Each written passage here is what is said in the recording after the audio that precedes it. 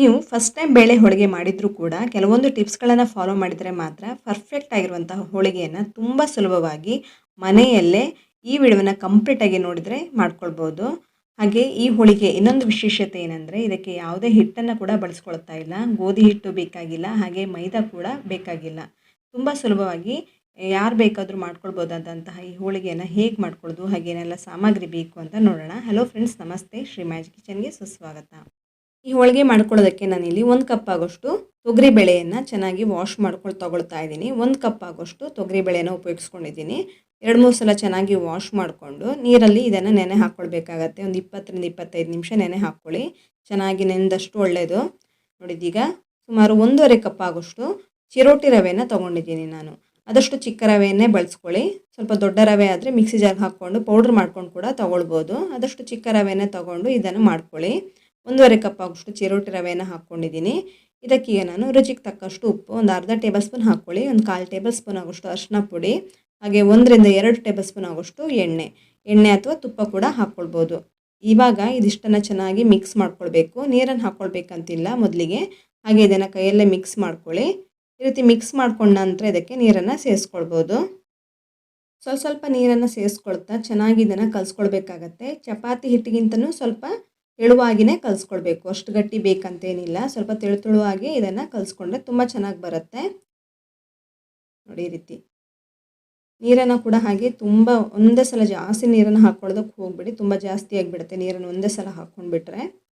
ನೋಡಿ ಈ ರೀತಿ ಚೆನ್ನಾಗಿ ನಾದ್ಕೊಳ್ಳಿ. ಇನ್ ಕೇಸ್ ಎಲ್ಲಾದರೂ ನೀವು ನೀರು ಹಾಕ್ಕೊಂಡಿರೋದು ಜಾಸ್ತಿ ಆದರೂ ಕೂಡ ಸ್ವಲ್ಪ ರವೆಯನ್ನು ಹಾಕ್ಕೊಳ್ಬೋದು. ಚಿರೋಟಿ ರವೆನ ಹಾಕ್ಕೊಂಡು ತಿರ್ಗಾ ಕಲಿಸ್ಕೊಳ್ಳಿ.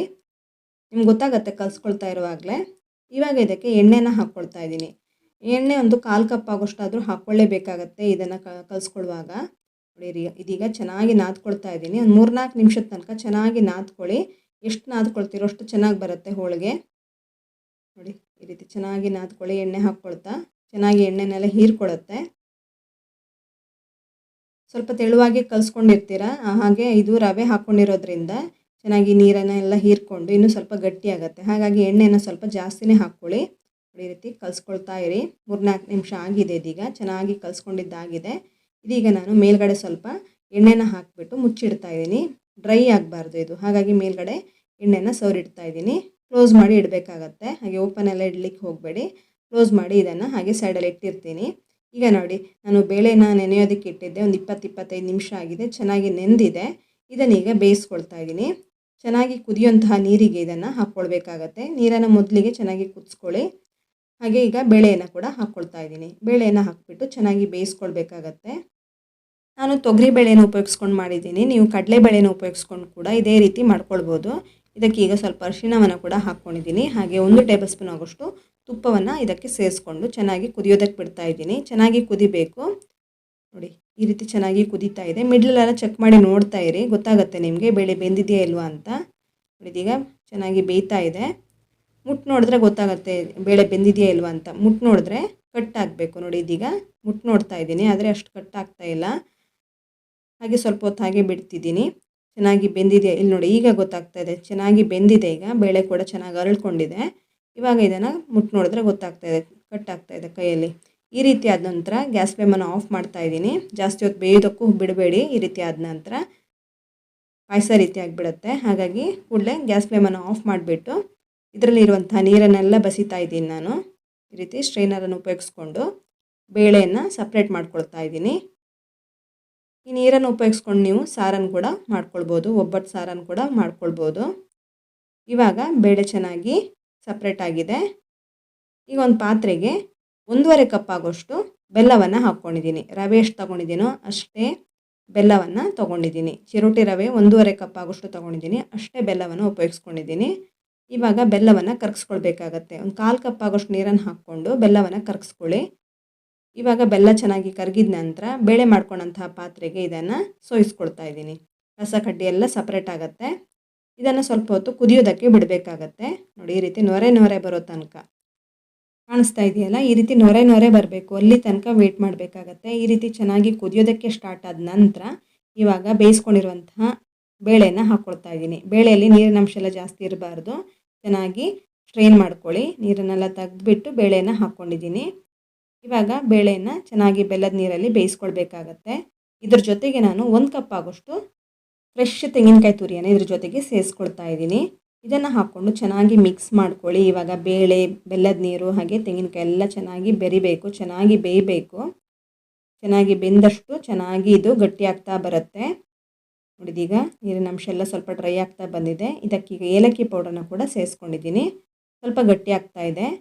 ಈ ರೀತಿ ಗಟ್ಟಿಯಾದ ನಂತರ ಗ್ಯಾಸ್ ಫ್ಲೇಮನ್ನು ಆಫ್ ಮಾಡಿಬಿಟ್ಟು ಇದನ್ನು ತಣ್ಣಗಾಗೋದಕ್ಕೆ ಬಿಡ್ತಾ ಇದ್ದೀನಿ. ತಣ್ಣಗಾದ ನಂತರ ಇನ್ನೂ ಗಟ್ಟಿಯಾಗುತ್ತೆ, ಕಾಣಿಸ್ತಿರ್ಬೋದು ನೋಡಿ. ನೀರಿನ ಅಂಶ ಎಲ್ಲ ಕಂಪ್ಲೀಟಾಗಿ ಡ್ರೈ ಆಗಿ ಗಟ್ಟಿಯಾಗಿದೆ. ಇದನ್ನು ಈಗ ಗ್ರೈಂಡ್ ಮಾಡ್ಕೊಳ್ಬೇಕಾಗತ್ತೆ. ನೀವು ಮಿಕ್ಸಿ ಜಾರನ್ನು ಉಪಯೋಗಿಸ್ಕೊಂಡು ಕೂಡ ಗ್ರೈಂಡ್ ಮಾಡ್ಕೊಳ್ಬೋದು, ಅಥವಾ ಈ ರೀತಿ ಗ್ರೈಂಡರಲ್ಲಿ ಕೂಡ ಇದನ್ನು ಗ್ರೈಂಡ್ ಮಾಡ್ಕೊಳ್ಬೋದು. ನೀವು ಗ್ರೈಂಡ್ ಮಾಡ್ಕೊಳ್ಳುವಾಗ ನೀರನ್ನು ಸೇರಿಸ್ಕೊಳ್ಳೇಬಾರ್ದು. ಒಂದು ಸ್ವಲ್ಪನೂ ನೀರನ್ನು ಹಾಕ್ಕೊಳ್ಳೋದಕ್ಕೆ ಹೋಗಬೇಡಿ. ಇದರಲ್ಲಿರುವಂತಹ ನೀರಿನ ಅಂಶದಲ್ಲೇ ಇದನ್ನು ಚೆನ್ನಾಗಿ ಗ್ರೈಂಡ್ ಮಾಡ್ಕೊಳ್ಳಿ. ಕಾಣಿಸ್ತಿರ್ಬೋದು ಚೆನ್ನಾಗಿ ಗ್ರೈಂಡ್ ಆಗ್ತಾ ಇದೆ. ಇದೀಗ ಚೆನ್ನಾಗಿ ಗ್ರೈಂಡ್ ಆಗಿ ನೋಡಿ, ಎಷ್ಟು ಬೆಣ್ಣೆ ಎಷ್ಟು ಮೃದುವಾಗಿರುವಂಥ ಒಂದು ಮಿಶ್ರಣ ರೆಡಿಯಾಗಿದೆ. ಇದನ್ನು ತೆಗೆದಿಟ್ಕೊಂಡಿದ್ದೀನಿ ಗ್ರೈಂಡರಿಂದ. ಒಂದು ಸ್ವಲ್ಪನೂ ನೀರಿನ ಅಂಶ ಇಲ್ಲ ನೋಡಿ, ಕಾಣಿಸ್ತಿರ್ಬೋದು. ಇದನ್ನೀಗ ಉಂಡೆಗಳನ್ನಾಗಿ ಮಾಡ್ಕೊಳ್ಬೋದು. ಹಾಗೆ ನಾನು ಮೊದಲಿಗೆ ಕಲಸಿಟ್ಕೊಂಡಂತಹ ಕಣಕ ನೋಡಿ ಚೆನ್ನಾಗಿ ನಾರಿನ ಥರ ಬಂದಿದೆ. ಎತ್ತಿ ಹಿಡಿದ್ರೆ ಕಾಣಿಸ್ತಾ ಇರ್ಬೋದು ನಿಮಗೆ. ಈ ರೀತಿ ಜಿಟ್ಟು ಬರಬೇಕು. ಈ ರೀತಿ ಆದರೆ ಮಾತ್ರ ಪರ್ಫೆಕ್ಟಾಗಿ ಒಂದು ಹೋಳಿಗೆನ ಮಾಡ್ಕೊಳ್ಬೋದು. ಚೆನ್ನಾಗಿ ಒಂದು ಸಲ ನಾದ್ಕೊಳ್ಳಿ. ಎಣ್ಣೆ ಎಲ್ಲ ಮೇಲೆಗಡೆ ಇರುತ್ತಲ್ಲ, ಅದನ್ನೆಲ್ಲ ಚೆನ್ನಾಗಿ ಕಲಿಸ್ಕೊಳ್ಬೇಕಾಗತ್ತೆ. ಈ ರೀತಿ ಚೆನ್ನಾಗಿ ನಾದ್ಕೊಂಡು ಚಿಕ್ಕ ಚಿಕ್ಕ ಉಂಡೆಗಳನ್ನಾಗಿ ಮಾಡ್ಕೊಳ್ಬೇಕಾಗತ್ತೆ. ನೋಡಿ, ಈ ರೀತಿ ಚೆನ್ನಾಗಿ ನಾದ್ಕೊಂಡಷ್ಟು ಚೆನ್ನಾಗಿ ಬರುತ್ತೆ. ಈ ರೀತಿ ಒಂದು ಉಂಡೆಯನ್ನು ತೆಗೆದಿಟ್ಕೊಳ್ಳಿ. ಪರ್ಫೆಕ್ಟಾಗಿ ಒಂದೇ ಶೇಪಲ್ಲಿ ಬರುತ್ತೆ ಎಲ್ಲ ಉಂಡೆಗಳು ಈ ರೀತಿ ಮಾಡಿಕೊಂಡ್ರೆ. ಕಣಕ ಕರೆಕ್ಟಾಗಿ ಬಂದರೆ ಮಾತ್ರ ಪರ್ಫೆಕ್ಟಾಗಿರುವಂಥ ಹೋಳಿಗೆನ ಮಾಡ್ಕೊಳ್ಬೋದು. ಕಣಕವನ್ನು ಮಾಡಿ ಒಂದು ಪ್ಲೇಟಲ್ಲಿ ಇಟ್ಕೊಂಡು ಮುಚ್ಚಿಟ್ಕೊಳ್ಳಿ. ಡ್ರೈ ಆಗೋದಕ್ಕೆ ಬಿಡಬೇಡಿ. ಹಾಗೆ ನಾನೀಗ ಹೂರಣದ ಉಂಡೆಗಳನ್ನಾಗಿ ಮಾಡ್ಕೊಳ್ತಾ ಇದ್ದೀನಿ. ಕಣಕಕ್ಕಿಂತ ಹೂರಣದ ಉಂಡೆ ಸ್ವಲ್ಪ ದೊಡ್ಡದಾಗಿಯೇ ಬೇಕಾಗುತ್ತೆ. ಹಾಗಾಗಿ ಸ್ವಲ್ಪ ದೊಡ್ಡ ಸೈಜಲ್ಲೇ ಉಂಡೆಗಳನ್ನು ಮಾಡ್ಕೊಳ್ತಾ ಇದ್ದೀನಿ. ಇಲ್ಲಿ ಕಾಣಿಸ್ತಿರ್ಬೋದು, ಕಣಕ ಉಂಡೆಗಳಿಗಿಂತ ಇದು ಸ್ವಲ್ಪ ದೊಡ್ಡ ಸೈಜಲ್ಲೇ ಇದೆ.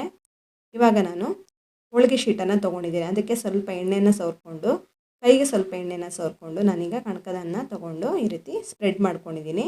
ನಂತರ ಈ ರೀತಿ ಲಾಕ್ ಮಾಡ್ಕೊಳ್ತಾ ಇದ್ದೀನಿ. ನೋಡಿ, ಎಲ್ಲೂ ಕಾಣಿಸ್ಬಾರ್ದು ಹೂರಣ. ಹಾಗಾಗಿ ಈ ರೀತಿ ನೀಟಾಗಿ ಲಾಕ್ ಮಾಡಿಕೊಂಡು ಎಕ್ಸ್ಟ್ರಾ ಎಲ್ಲ ಇದ್ದರೆ ತಕ್ಕೊಳ್ತಾ ಇದ್ದೀನಿ. ಎಕ್ಸ್ಟ್ರಾ ಹಿಟ್ಟೆಲ್ಲ ಇದ್ದರೆ ಈ ರೀತಿ ಮೇಲ್ಗಡೆ ಬಂದ ನಂತರ ನೋಡಿ ಈ ರೀತಿ ತಕ್ಕೊಳ್ಬೇಕಾಗತ್ತೆ.